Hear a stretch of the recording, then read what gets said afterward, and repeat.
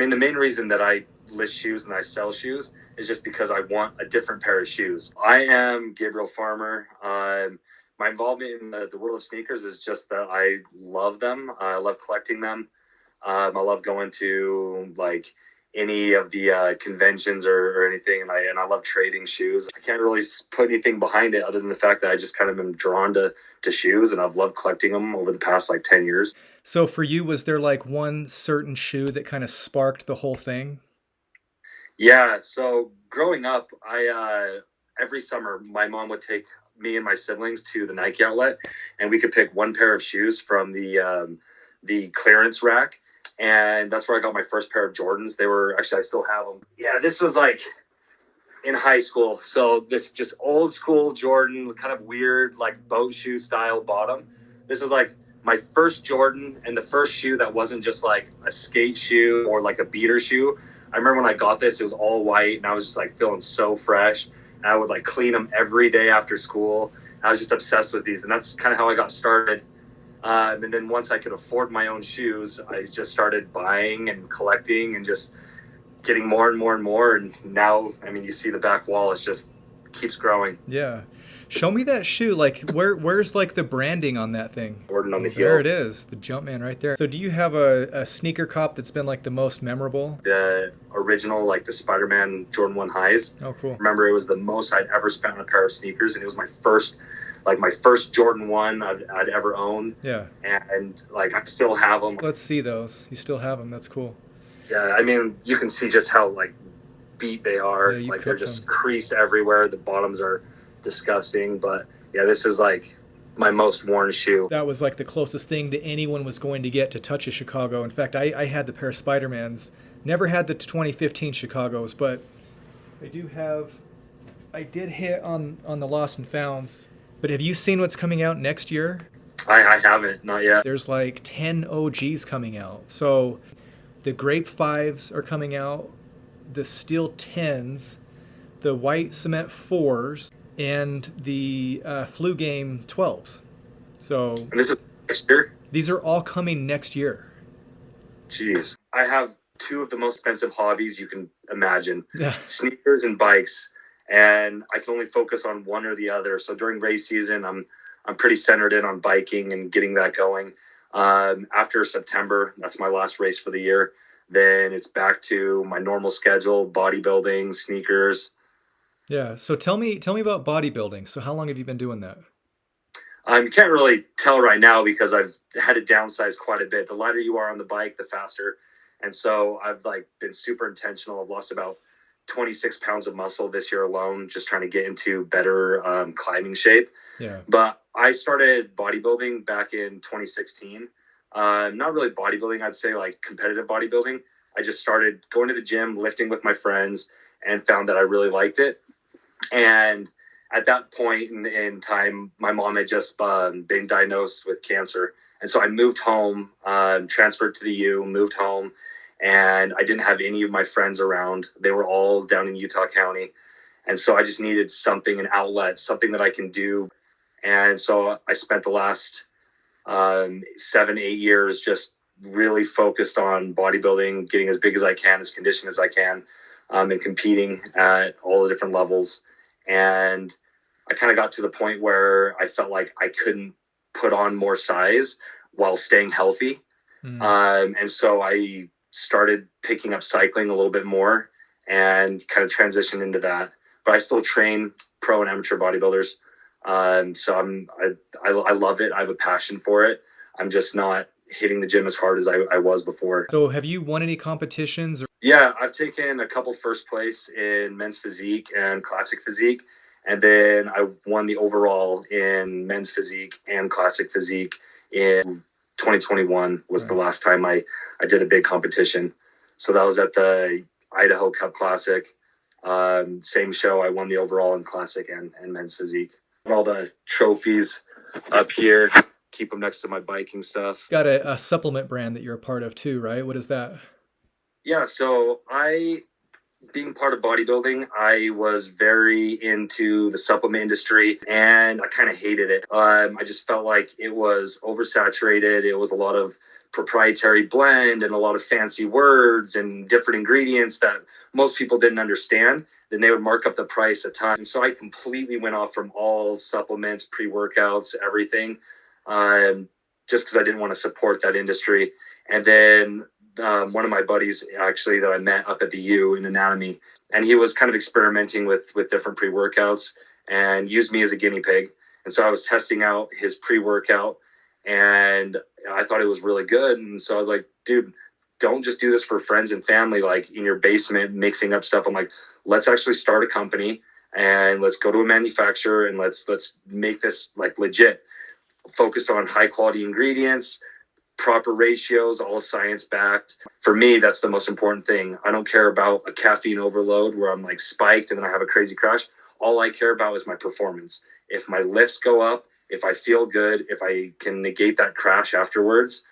And so that's why we started MYB. So MYB just stands for Move Your Body, nice. Which is kind of what we preach. We don't care what sport you do. Doesn't matter if you're a beginner, if you're an expert. Like, we just want people to get out and improve their lifestyle, be healthy, be fit, be active. That's awesome. So this is not a sponsorship. You are an owner of that company. Yeah. All right. Well, hey, back to sneakers. So do you have a current grail? Yes. The Shattered Backboard Away. I love orange. Pretty much everything I got is orange. I just dream about getting this pair, but it was too expensive. And my wife surprised me with tickets to SneakerCon 2 years ago. And we went and we found a pair in my size for a good deal at a booth and ended up snagging them. So this has been kind of my grail for the last little bit. So you picked up your grail then. So you own it. Is there anything like that you don't have that's like kind of on your radar? Travis Scott Reverse Mochas. It's just one that I couldn't secure early on, and the price just kept climbing and climbing. And so that's one shoe that I have not been able to get my hands on, that one day I will have it. So how do you stay updated in the sneaker community? Like, which platforms, channels do you watch? I follow a bunch of different Instagram accounts. As far as like YouTube goes, I like Harrison Neville, just like his mystery box series, and he always goes and shows like shoes that are still for retail, like the best shoes you can get for retail, which I like that kind of approach a lot. Seth Fowler's awesome. He does a lot of reviews and always talks about like upcoming sneakers. And then Keith Adams is who I follow in order to see like which shoes are going to perform better, which shoes I should be trying to get, and which shoes I should pass on the drop because I can cop them later for under retail. How do you feel about the current state of sneaker culture? I feel like the past 3 or 4 years have been a flood of just like new people into the sneaker industry, which is awesome. I love like more people being involved. It allows for like bigger groups like your Flipper Drip group or SneakerCon is awesome. You get tons of like these booths and vendors, but it also brings in kind of the bad side where now there's so many people that are in it just for resale that are basically taking all the shoes that are limited and snatching them up and then trying to resell them versus like guys that genuinely love shoes that want to collect them and wear them. And so I feel like I don't like that side of it because it makes it harder for like someone like you or someone like me who genuinely loves sneakers and wants to collect them and wear them and show them the appreciation and love they deserve. And they're just in it to flip and make 20, 30 bucks as fast as they can. I totally agree with everything you said. In fact, I kind of get a bad rap for having a reselling platform. The people that are actually using it are people like you and me who are collectors, but we know that we can't keep everything. And so the reason I sell is because I have no room anymore. And so I'll move the pairs that I don't think I'll wear anymore. To me, this is a good tool for people that are trying to maintain the hobby. I mean, the main reason that I list shoes and I sell shoes is just because I want a different pair of shoes. So usually I either trade or I sell a pair of shoes so I can get a different pair of shoes. It's kind of the deal I made with my wife is I have to fund my sneaker habits with my sneakers. Yeah, I think that's smart what you're doing. Oh, what advice would you give to someone that is new in the sneaker community? Enjoy your shoes. Don't just keep them on a shelf. You have them for a reason. If you love the shoe, wear it out, show it some love, and don't fall into the hype trap where if a shoe's hyped, that's the only reason you get it. If you genuinely like a shoe and it bricks, who cares? You like the shoe, get the shoes that you want to wear, get the shoes that you like. Don't always go for only those top tier grails. Get all the hype shoes. you're not going to want to wear them. You're going to want to save them. You're going to want to keep them fresh. Versus like a bunch of the Jordan 1s have been coming out recently. Like they're going for under retail. And so a lot of people aren't getting them. But if you love the colorway, get them, rock them, wear them. Yeah. My collection's mostly like OGs and stuff. But stuff like this, I think this is one of the coolest shoes ever made. But where do you see sneaker culture heading? I see it getting bigger. I see the community growing, getting larger, and there's so much supply and not as much demand. Yeah. So I see the supply coming down and driving up demand, and then creating more of like a want, desire for people to start collecting again and getting more into it. So I see the community growing quite a bit more, and I see sneakers being a little bit more limited and harder to get. Nike cares, even though they pretend like they don't care. But I promise you, Reebok would give anything to generate any type of hype on any of their shoes. They have zero hype. The last pair that they released that generated just a smidge of hype was those the Reebok, the old school pump ones. Yeah, I have a pair. I bought a pair, but I think that was like the only pair that I've seen from them recently that generated a little bit of like hype. But when's the last time you saw anyone wearing Reebok pumps out on the street? Never. I have not seen a pair in hand or on foot yet. I remember when the pumps were like it. I had a pair of Twilight Zones that were awesome. They're like the neon yellow green. I honestly think they're on Reebok's website right now, just sitting there. I should buy them. What do you want the sneaker community to know about you? I just want them to know that I love shoes. I love buying, selling, trading. I just love the community. I love meeting new people.